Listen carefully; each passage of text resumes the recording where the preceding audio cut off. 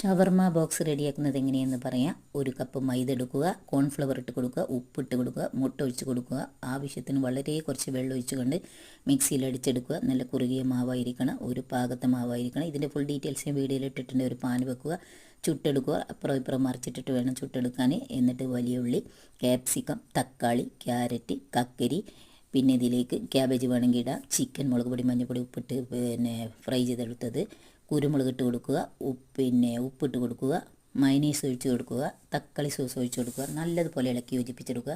ഈ ദോശ ഒരു ഭാഗം ചെറുതായി കട്ട് ചെയ്യുക. ഇങ്ങനെ നമ്മൾ മിക്സ് ചെയ്ത ഈ മസാല ഇട്ട് കൊടുക്കുക. എന്നിട്ട് ജസ്റ്റ് മൈദമാവ് വെള്ളത്തിൽ കുറുക്കിയെടുത്തത് എല്ലാ ഭാഗത്തും ഇങ്ങനെ ജസ്റ്റ് തേച്ച് പിടിപ്പിക്കുക, അത് ഒട്ടിക്കാനായിട്ട്. എന്നിട്ട് നമ്മളിങ്ങനെ മടക്കി മടക്കി കൊണ്ടുവരിക. എന്നിട്ട് നമ്മളിത് ഒരു പാൻ വെച്ചിട്ട് അപ്പുറം ഇപ്പുറം ഇട്ട് ചൂടാക്കി വേവിച്ചെടുക്കുക. നല്ല രസകരമായ ഷവർമ ബോക്സ് റെഡിയാണ്.